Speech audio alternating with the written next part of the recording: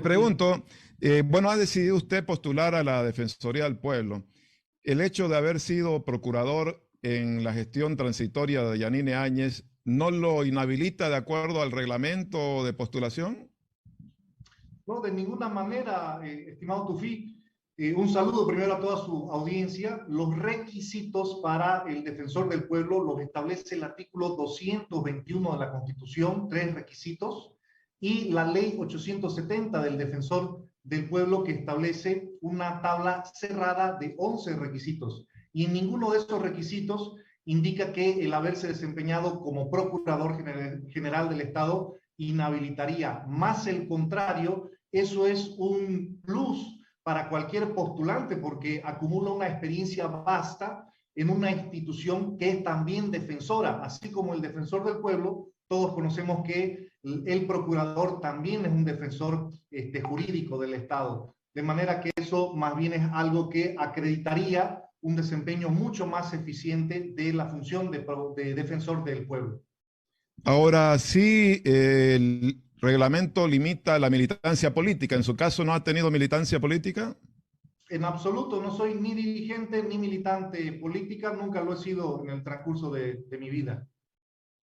Ahora, doctor, en algún momento la oposición ha observado que estarían queriendo vetar a probables candidatos o postulantes que hayan tenido una actuación en el momento del año 2019, por ejemplo, en las movilizaciones, que son interpretadas como un golpe de Estado por parte del MAS.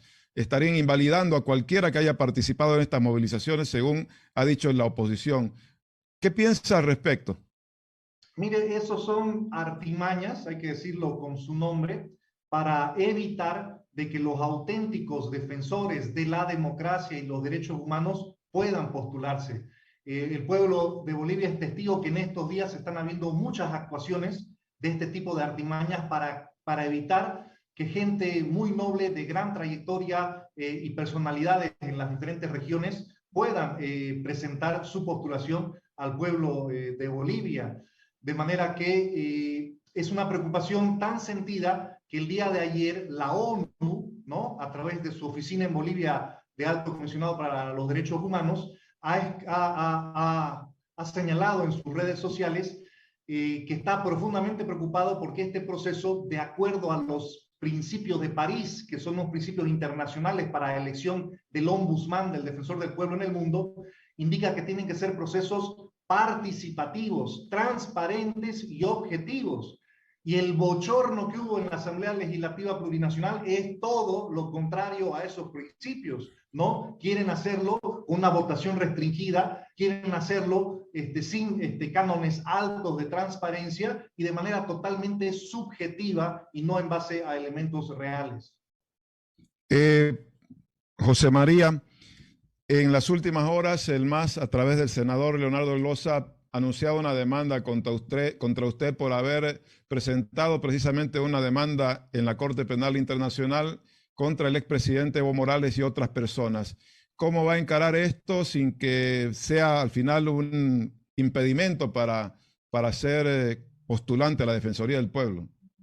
Ahora nos damos cuenta de que todas esas actuaciones desplegadas con un hostigamiento mediático desde hace 3 semanas aproximadamente, porque no conozco hasta ahora ninguna actuación jurisdiccional, ninguna notificación, pero sí conozco sendas declaraciones de prensa, ¿no?, y posteos en redes sociales por parte del senador Leonardo Loza, tenían como propósito precisamente desanimar, impedir, hostigar, para que quien ejerció en su momento como defensor de los derechos humanos de ciudades enteras en Bolivia que estaban privadas de oxígeno, pudiese presentar esta postulación para la Defensoría del Pueblo. Al contrario de haberme amilanado, ha provocado que uno dé oídas a esas peticiones de muchos sectores académicos, sociales, sindicales, que sugerían ya que diese ese paso de presentar esta postulación. Ahora entiendo esta clase de hostigamiento mediático de la cual fui objeto estas 3 semanas y que continúa al día de hoy.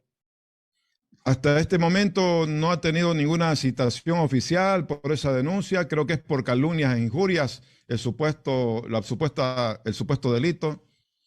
Sí, el día de ayer incluso se tomó una foto el senador Leonardo Loza con el fondo de tribunales en la ciudad de Cochabamba y con una aparente carátula de presentación de querella. Bueno, entonces son actos evidentes de hostigamiento a defensores de derechos humanos. Y además de las medidas de defensa ante estrados nacionales que deberé, obligados por las circunstancias, asumir, sin duda alguna, acudiré también ante la Comisión Interamericana de Derechos Humanos porque hay mecanismos especiales para defensores de derechos humanos que son objetos de represalias por su labor de defensa de derechos humanos. Defender al pueblo de Bolivia cuando estaba siendo durante un pico de la pandemia privado del oxígeno medicinal y que ocasionó muertes de muchos pacientes de COVID, es sin duda alguna una acción de defensa de derechos humanos y cabalmente como defensor del pueblo se daría una continuidad a esa actuación independiente que sin temerle en su momento temor al ministro Murillo, menos ahora al senador Loza,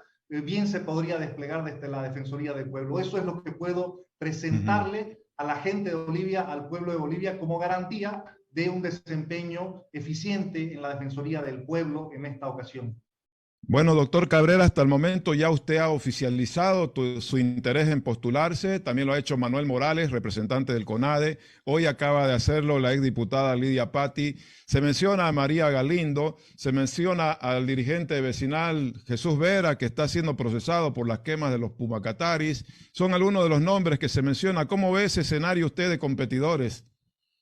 Mire, yo aprovecho su medio Tufi para convocar a todos aquellos valerosos defensores de derechos humanos para que presenten su postulación. Hay que animarse a mejorar nuestra democracia tan alicaída, tan venida a menos y poner a disposición los mejores talentos que tengamos los ciudadanos. Ojalá Bolivia, en el tiempo más breve posible, cuente con el mejor defensor del pueblo que tenga en su historia. Es un desafío alto y bueno, todo el mundo tendrá que presentar sus credenciales.